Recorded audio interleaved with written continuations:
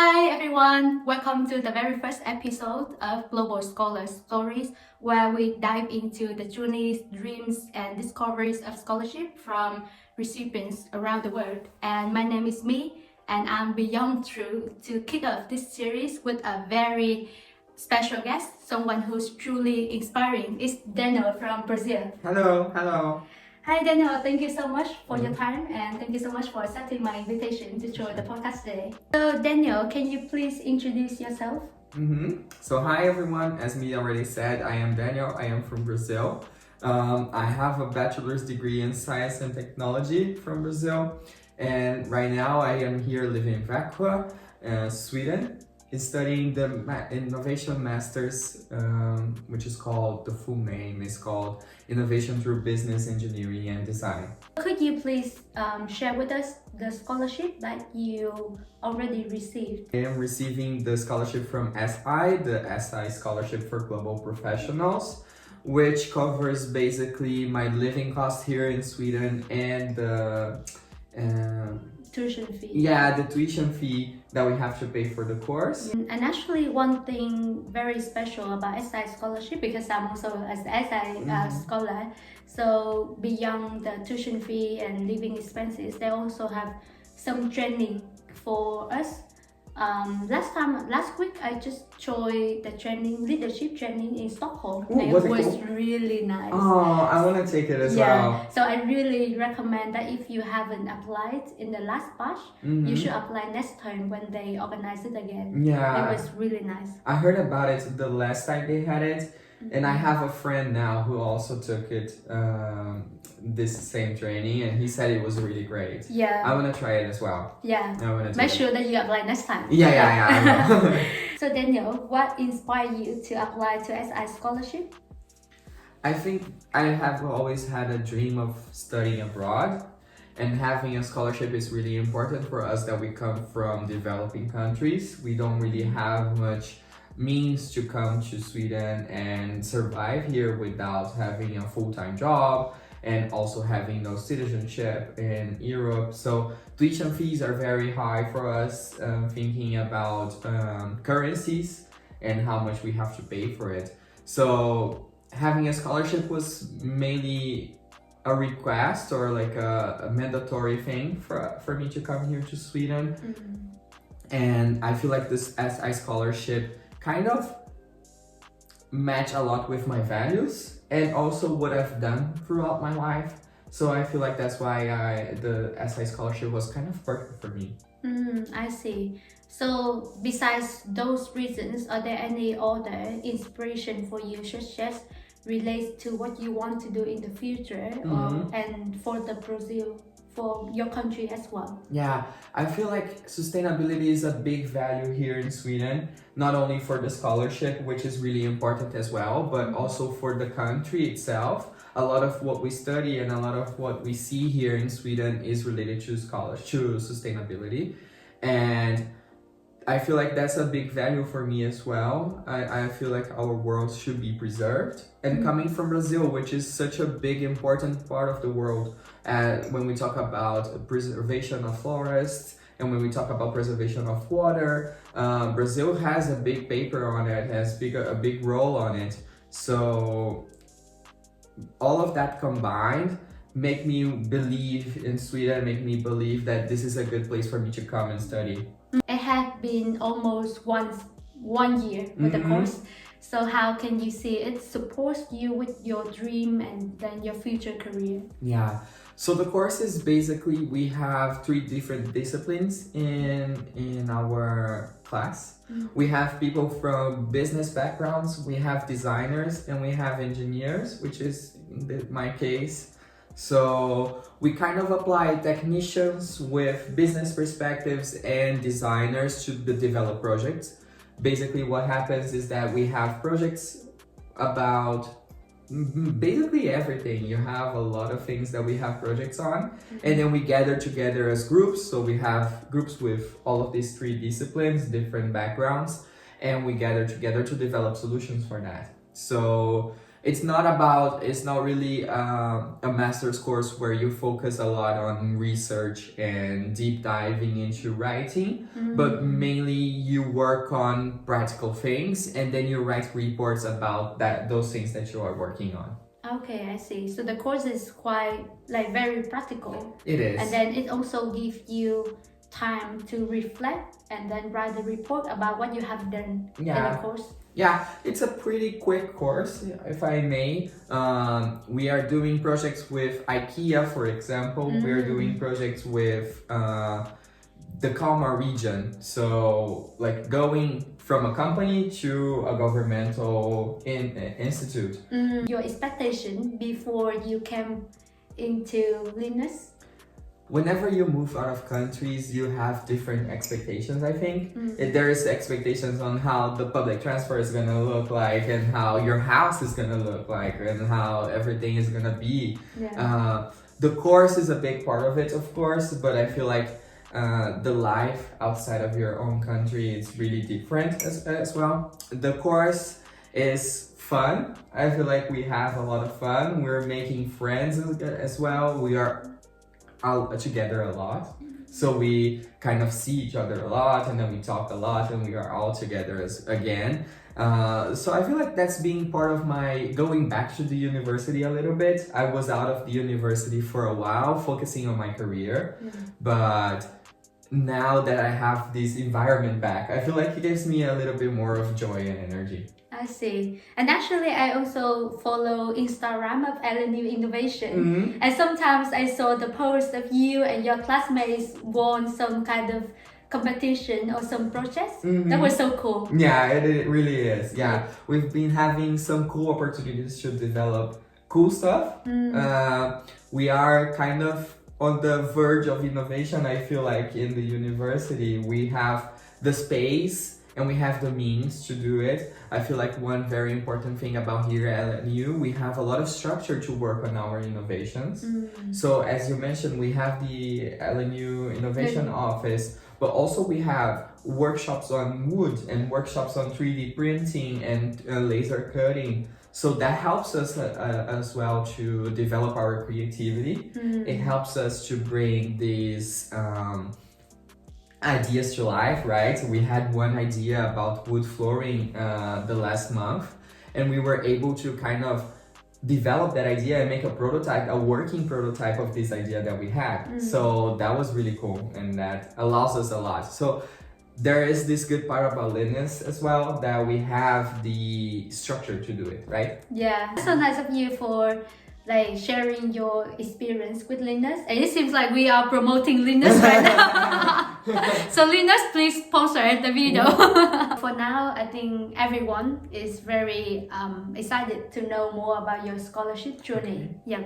So can you share with us more about how did you first discover this scholarship opportunity with SI?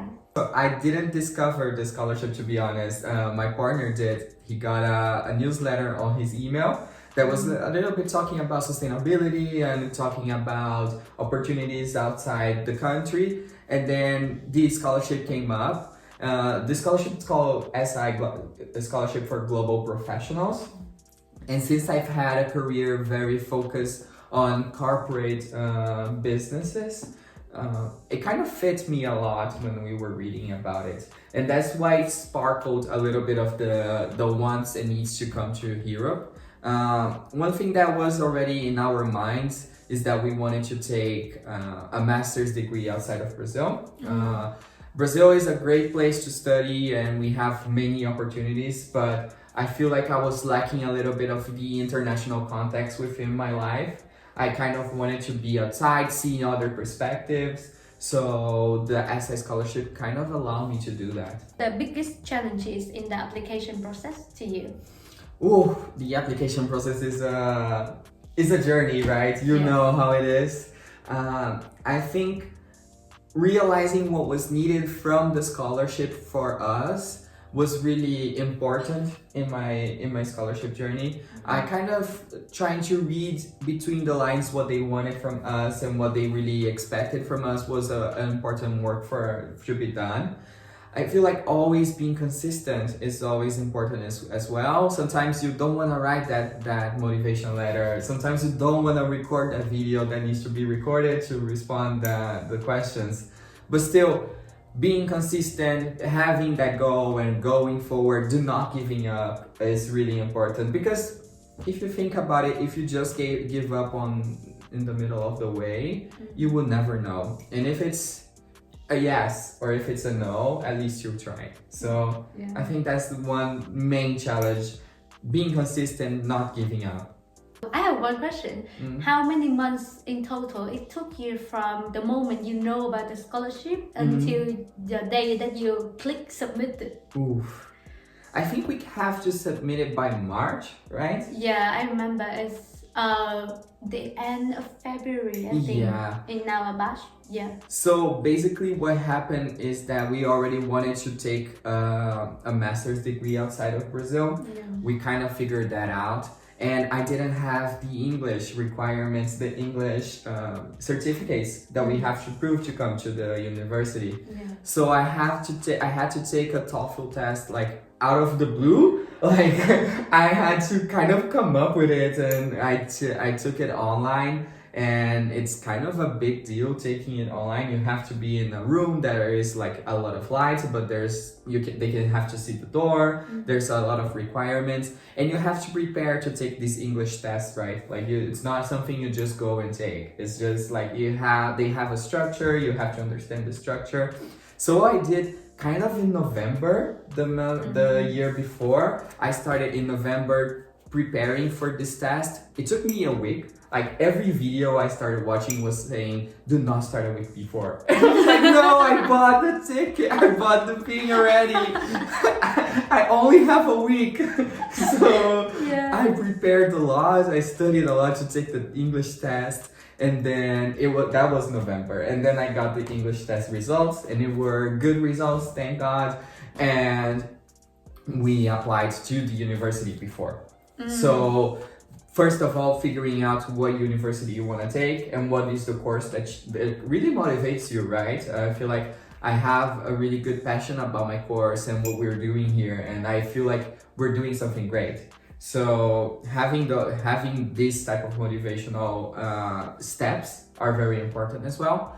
But the application started in November, like the whole preparation, and then it takes what, 4 months, I guess, because then November, December, January and February. I have to be honest, I sent my application like the last few days. It took me like until a week before it closed. Yeah, actually it's the same to me. I submitted the SI application 1 day before the deadline. Yeah. Just 1 day. A good tip here is that if you feel like you really need a scholarship to come and take the masters outside of your country, it's really important for you to, whenever you figure out what is the course that you want to take and which is the university that you want to take, what are your second options, third options as well. I feel like we have 4 options whenever we come to Sweden, and you have to apply to universities at admissions.se.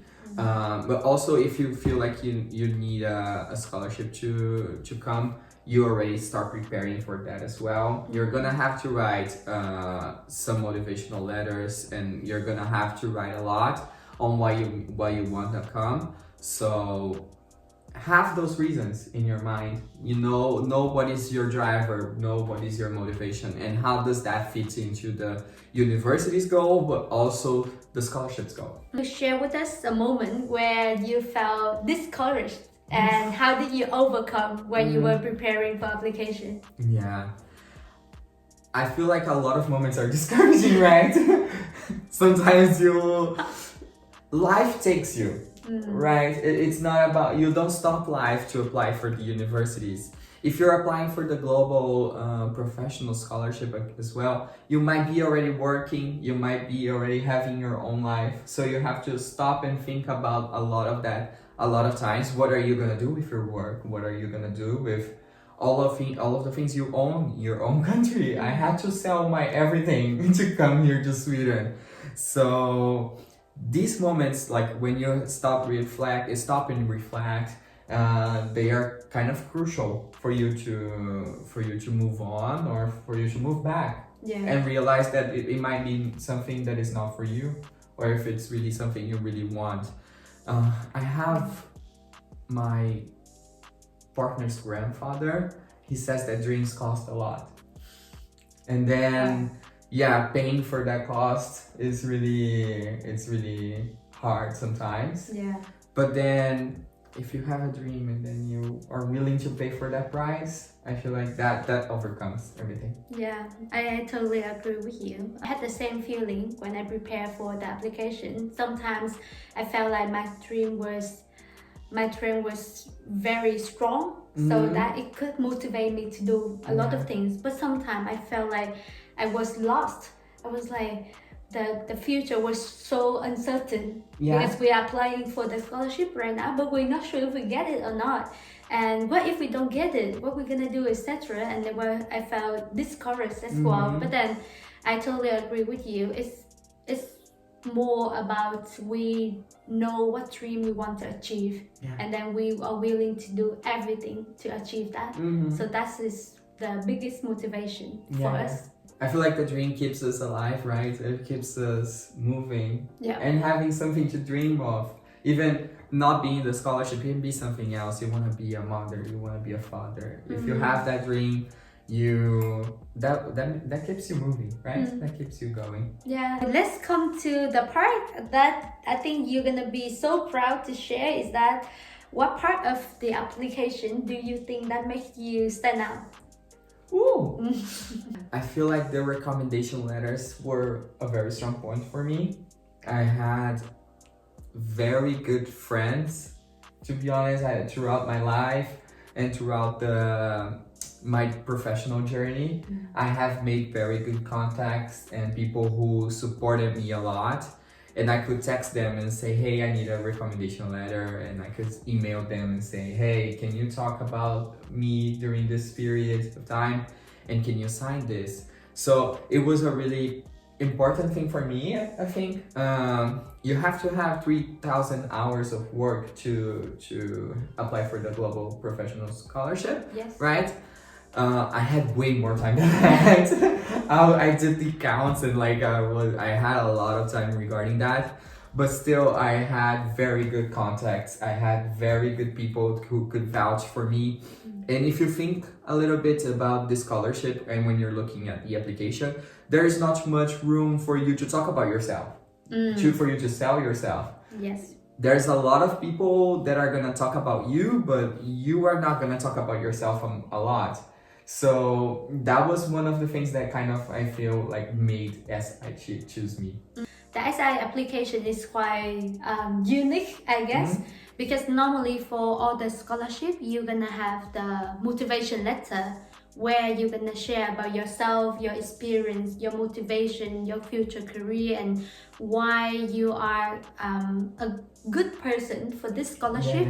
But for SI scholarship, we don't have that motivation letter. We only have a small question in the portal when they open, like some kind of question, depends on every year, but we don't really have a space to show off ourselves. Recommendation letter is a very good place to do that. What qualities that did your managers, your friends talk about you in the recommendation letter that you think it makes you stand out?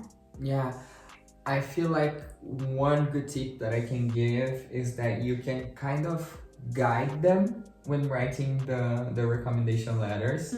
You don't want to write for them, of course, and you don't want to influence them on anything, but you can kind of highlight what are the points that you feel like the scholarship needs from you, and tell them, okay, do you remember that time? You can text the CEO of a company that you work on and say, do you remember that time that we worked on a project that was about sustainability, or that I kind of succeed in leading people, can you talk about that in your recommendation letter? I feel like that's a good tip, because if you don't give them guidelines or like a direction, they are just gonna talk about you in a very broad way. They can say, oh, he's a great employee, or he's a great person to work with, and etc.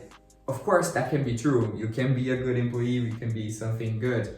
But sometimes you kind of, whenever you're reading the application and what is needed from you in the application, you're going to see what they want from you. You kind of realize in that conversation, in that reading, they are telling in between the lines that they want a leader. They are telling in between the lines they have a lot about sustainability. So how do you kind of connect those and bring your past experiences to those people who are gonna vouch for you, right?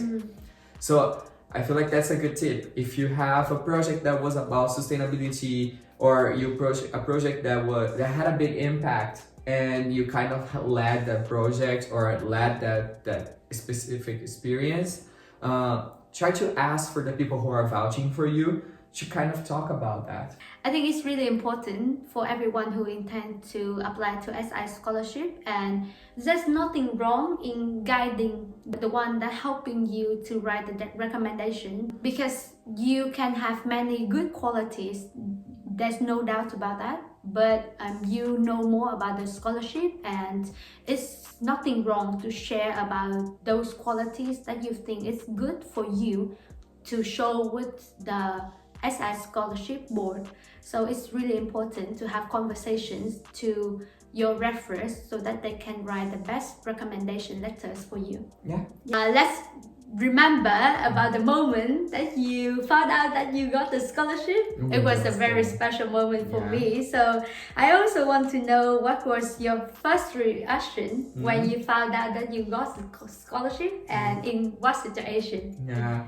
Do you remember, I don't know if you do, but like you get the scholarship, you get a list of everybody that applied. Yeah. And then there's no names on the list. There's numbers. Yeah, number. So I didn't remember what was my number like on my application form, and I wasn't expecting. I thought it would have my name on it.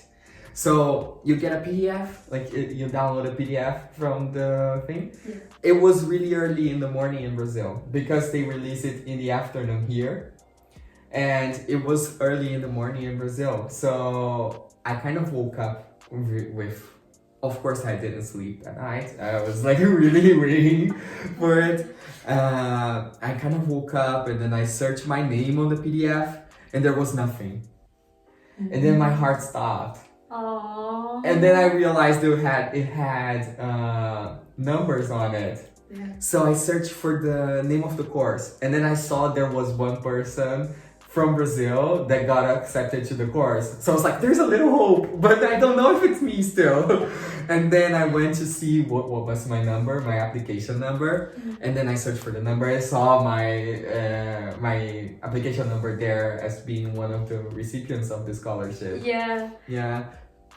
It was funny that we had planned kind of a trip for the period of for the date that the scholarship was gonna be released, because we were like, okay, if we get the scholarship, if I get the scholarship, we're gonna celebrate, and we are gonna be in a trip, and we are gonna have a lot of fun and etc.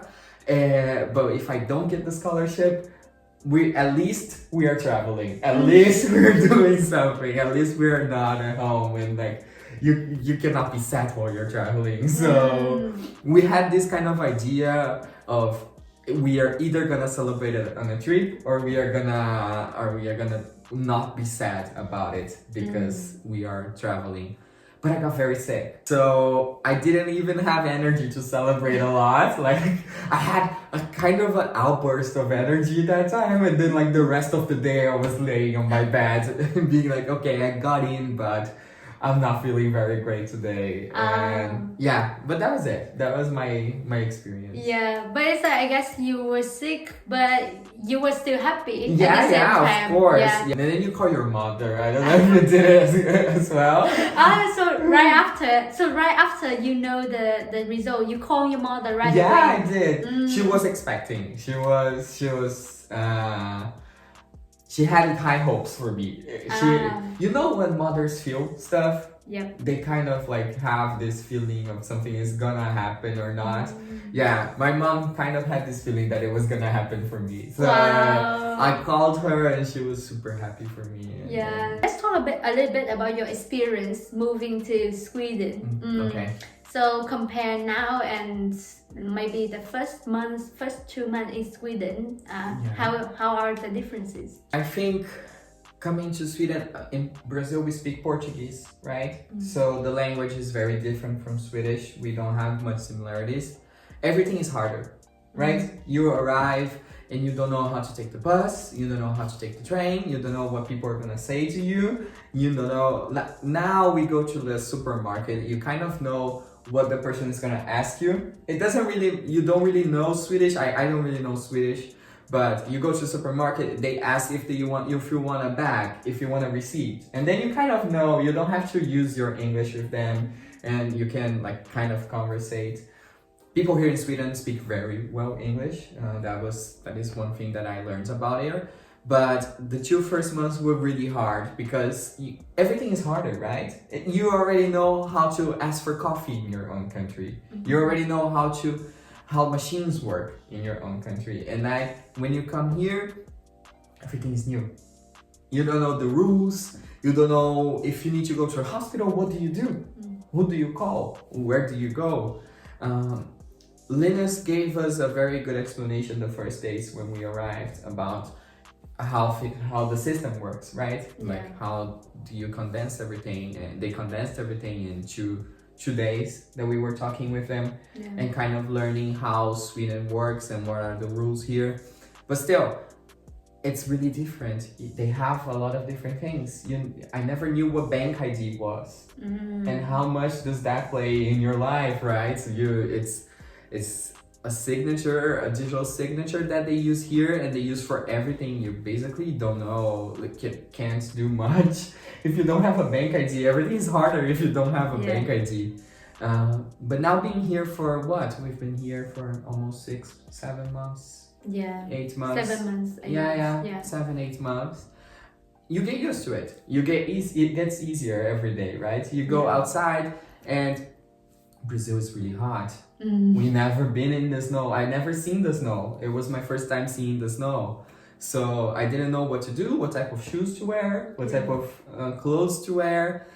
Can I bike on the snow? Can I walk on the snow?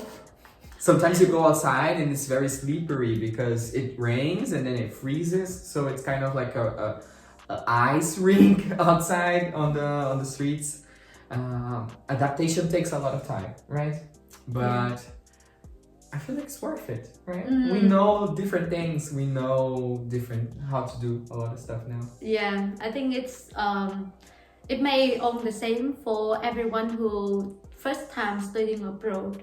We need to adapt to new environments, and there are many things that's not exist in our country, but it exists here. So we need to do it, like bank ID. I also never experienced doing bank ID before, but it's a necessary thing in Sweden. Without bank ID, it's really hard to do all the documents, etc. So it's really important to learn. So I think maybe the key lesson for all of us is that being brave to adapt new things, and being flexible and open-minded to willing to learn anything new that we never experienced before. Yeah, and not knowing that it takes time. It's a very anxious moment when you arrive. You kind of want to have everything ready. Yes. I had kind of this idea that in 2 weeks I would have my house ready. Like I would have every furniture that I can have ready. And then 2 weeks after, I didn't have anything. I had like a bed, and that was it. And things take time, but still you're gonna manage. It's gonna happen. Have you faced any cultural challenges or academic challenges so far? Swedes are very quiet. They don't speak too much. They don't talk too loud. I like to hug people. I like to touch people. So yeah, that's different. That we have kind of a barrier there. What helps a lot is that we have a lot of internationals in our classes. So you kind of find people who have the same values as you do and have the same experiences as you do, and like kind of creates your little community, kind of creates your little people, like group of people that you have the same feelings towards, and that helps moving on, right? It helps when the winters are too dark and too cold and you want to go to sleep at like 5 p.m. Yeah, but I agree with you. Having a group of international friends are also very nice here. Yeah, as we share the same experience and then we have the same value. Can I ask you, how did you make this community for yourself? It took me a while to make some friends, and took me a while to have like these little people that I like a lot, and like we go out a lot. How did you do it? Yeah, I feel like it's my natural characteristic. I love making friends, you know, I love talking to people. But actually the first community we could have is from classmates. That's our classmates. So we talk a lot, we do a lot of group work, etc. And then from that foundation we expand further. So sometimes I cook and I invite some classmates that live near me, come to my place, eat together, or I just share the food to them. So that's one community. Another community is that I'm involved quite close with a group called Young Driven Women in Vaco. So I know about this community through Linnaeus Innovation. So in the beginning, the group called Young Driven Women in Business. So it's more focused on business women. And then because I'm interested in entrepreneurship and I wanted to learn more from them, that's why I joined some events from them. And then after a while, I feel like I want to get engaged more with the community here. So I sent a message to the member of the organization. I said that, hey, I also have experience working in the networking event, etc. before in Vietnam. So is that possible if I join your team? So they said yes. Oh, nice. So that's why now I'm with them to organize different networking events for young driven women in Vaco. So that's the two communities I can mention right now, and that's how I expanded. Yeah. I feel like one takeaway I have as well is that you have to open yourself and people come in. It's sometimes you get into this new city, it's cold, it's hard, and you don't have anything prepared. You're always like thinking of something else. How am I gonna get my bank ID? That's one thing that got me to my mind a lot of times. And you kind of close yourself to new people, right? So I feel like a good thing for you to do whenever you arrive to these new places is open yourself, go outside, talk to people, invite them into your life. And that what makes things easier. When we go abroad, it means that we are ready for new things.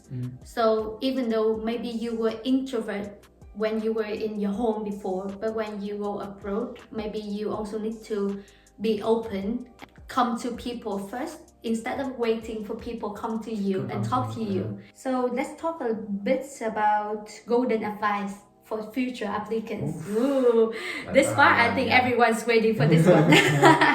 Okay, so is there anything that you wish you had known before applying? One thing that you kind of realize after you go out of the stress of applying to it is that everything they need to know about you is written there. They are asking, it's quite specific there. They are talking about sustainability. They are asking what you're gonna do in your country when you go back to your country, how you're gonna impact your country back. So having those thoughts, having those reflections, it's kind of very important, and it's basically everything is written there in the application portal. The questions are there. If you read the questions really well, you're gonna know what they expect from you and what they want you to hear about. Alright, Daniel, so if someone is scared to apply, what would you tell them? I think I said it before, but it's not gonna happen if you don't do it, right? And if you feel like you have the requirements, whenever you're reading the application, you're kind of realize that you have the requirements for that. Or if you can develop the requirements further, you can take a year off and try to have projects and engage in being a leader in some communities and some projects as well. And getting those networks that are gonna be referring you to the scholarship. Do not be afraid. If you know you can do it, you can do it. If you don't know if you can do it, take a year off. Try to develop your skills and your leadership, and then you go back and then you apply, because as we said, it is a dream, so you have to make it come true. Yes, I agree with you. So yeah, go for it. Go for it. So Daniel, are there any hidden scholarship opportunities that people overlook sometimes? You want to share? There can be some scholarships from the university that you're applying to. For example, Linnaeus here, the one that we study, has scholarships that cover 100% of your tuition fees and 75% of your tuition fees. They don't give you a living wage, I don't think so, but they still cover the tuition fee, which is a big part of being here in the masters. And also, I just remembered, but in my program, they have a partnership between Sodra, which is a company here in Bequa, IKEA, and the university. There are 3 people, one from business, one from engineering, and one from design. They also get a scholarship that covers living wages here and also pays for your tuition fee. Oh, that's so nice. Yeah, kind of like the SI scholarship that we have. Yeah. But specifically for the course that I'm taking right now. Okay, I see. So is that possible to find the information of the scholarship you just mentioned on the website of LNU? Yeah, for sure. You can find it there. Okay. Can you describe your scholarship journey in 3 words? Ooh. It is about hope. It is about trying. It is about celebrating. That's nice. If you could give your past self one piece of advice, what would it be? Ooh, if I could tell myself that it would work out, then I would say it's gonna work out. Just do it. You don't have to worry about it. No need to go to Tara. Yeah. Hey, it's future me. You're gonna be here. Okay, that's a good advice. Daniel, we're coming to the end of our sharing. And so where can people connect with you and learn more about your journey? Yeah, I've been talking about the project that I've been leading and doing here at Linnaeus in my LinkedIn profile. So if you want to know more about what I've been doing and what has been going on in my life, you can go to my LinkedIn profile. I think he's gonna put it somewhere in the screen. Yeah, I will. I'm thinking I may put the QR code of his LinkedIn here. So any final words of encouragement for those applying? Yeah, it takes time. It takes a lot of energy, but it's worth it, right? Yeah. It's what's changing our lives, to be honest. Yeah. All right. So thank you so much, Daniel. Thank you for your sharing, and actually thank you to SI Scholarship for giving both of us the opportunity. And thanks to Linus, we're here and we're having the conversation with you all. Yeah. And listener, stay tuned for the next episode of Global Scholars Stories. Yeah, thank you for having me. Thank you for listening to my story. Thank you, me, for having me as well. Don't forget to subscribe to her channel to listen to more stories as well. Thank you so much, Daniel. Thank Cheers. you. Cheers. Bye. Bye.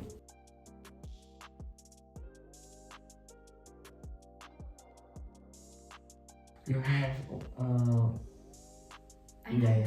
Okay. Yes, that's that's it's a lucky one. Oh yeah. Make a wish. Okay. Thank you. But you know what? Something funny. I was very anxious about this because I didn't apply for anything else besides SI scholarship. Yeah, it was my only application for scholarships and masters. And Sweden also, it was my only application. And then I got very anxious. I didn't know what to do. Like I was kind of having a lot of thinking about it. You have a lot of free time after you apply for it, right? You apply for it and then you just wait. You have to wait a lot of time. And then I had to go to a tarot reading, you know, when they read cards for you. And Hey, we have the same experience. I had to Oh my God. call a tarot reader because I was so anxious. And then I was like, I need someone to tell me what my future looks like. I cannot wait anymore. So, what did the tarot reader say? They said I would go in. Oh, And, yeah. And then I got in actually. So yeah. Yeah, that was nice. I did the same. Oh really? I was so nervous Uh-huh. as well, and I was like, oh my god, I wanted to know if I can study abroad or not. So I also went to the tarot reader, and I couldn't believe it. and the question I asked is there any possibility that I will study abroad this year? And they said yes. Oh, nice! And here you are. Yeah, and here we are.